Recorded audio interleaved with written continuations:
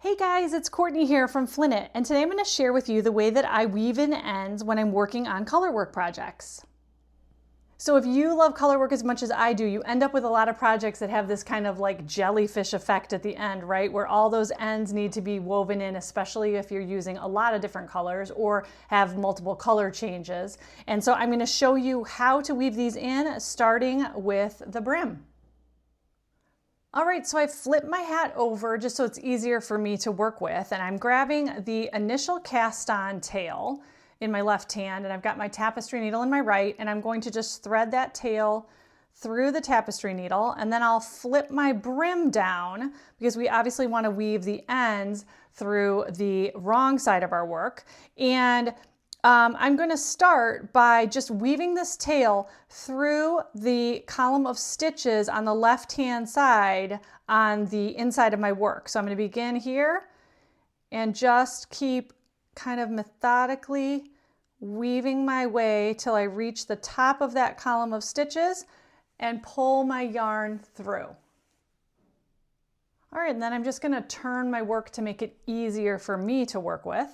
And I am at the top of that column of stitches, and I'm going to go back down through the other side now.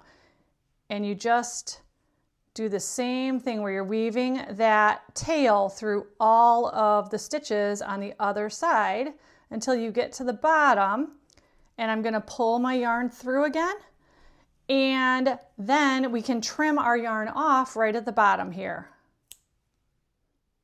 All right, so I've turned my hat a little more inside out here so I have easier access to weaving in those ends. And as I mentioned, I typically start with weaving in the ends on the brim, and then I move my way through the crown of the hat. So the next strand that I'm coming to as I'm working my way up is this orange strand. And I'm going to show you how I typically weave in ends when I'm working with multiple colors. And then I'm going to go into a few more specific details on some tips and tricks when you're working with stranded color work. All right, so we thread this baby through the tapestry needle. And my standard rule of thumb for weaving in ends when I'm working with the multiple colors is to go through the plies of yarn from this inside. So like the top ply of yarn on the inside of my work, and I'm going to go vertically just through the top plies of this yarn because then it will not peek through the back. I'm going up a few strands here, and then I'm going to pull it through. And then I'm going to go back down like right next to it, but again, just through the top plies of yarn, so nothing is going to show through on the right side.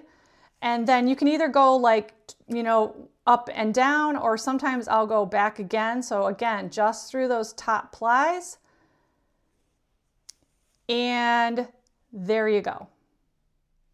And the reason I weave my tails in vertically is because I work with a lot of hats, and when you put a hat on, you're going to stretch it horizontally. So if you weave those ends in horizontally, over time as you stretch it, where you cut the tail off, the very end can start working its way loose over time. But I found that when you weave in vertically, when you stretch it to put it on, it's not going to go anywhere. So I found that just to be more secure.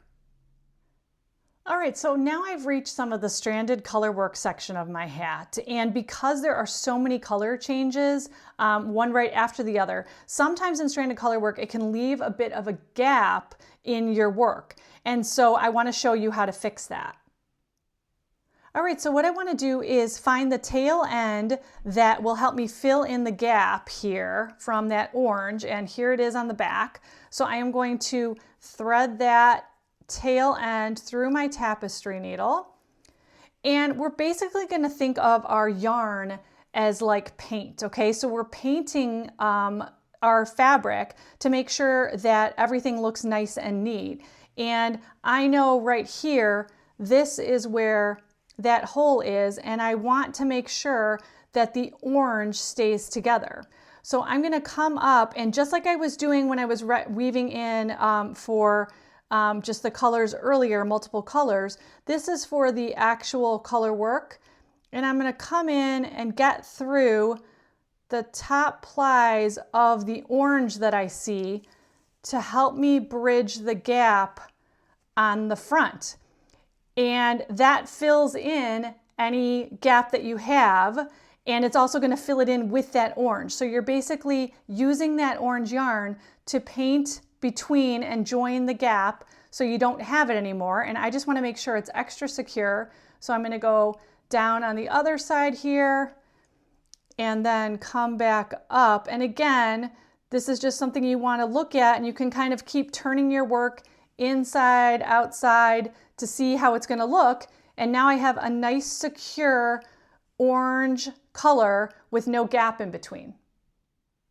All right, so I've worked my way up the hat, kind of weaving in ends and looking for gaps, and I'm coming to another space with this kind of cream colored white yarn where I do notice a gap. So again, I'm gonna look for the tail that belongs to that cream colored yarn, which is next on my way as I'm going up here. And I'm gonna thread that through. And I'm gonna look for that gap on the right side.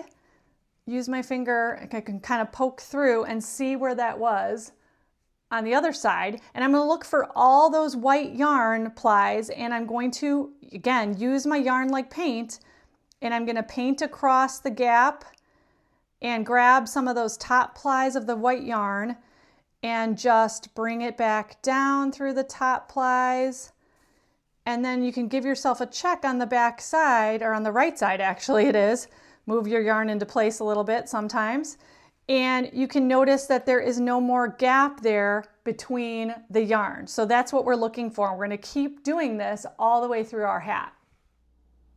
All right, so I've weaved in all the ends as I've worked from the brim all the way up through the crown, and I've used my yarn tails like paint in cases where I needed to bridge any gaps due to multiple color changes or rapid color changes that left a little gap. You just use that yarn and tie the two colors together. That closes everything up and makes everything look nice and tidy. All right, and so to finish up, I just want to show you, this is what the hat looks like on the inside after I've weaved in all of those ends.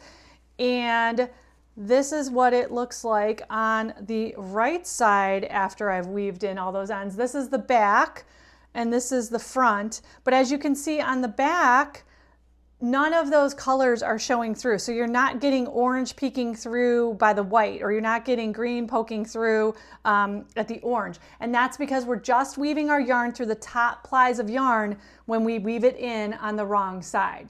So I hope you found this tutorial helpful, and I can't wait to share more with you next time. Follow me on Instagram at Flinnit to see what I'm working on next.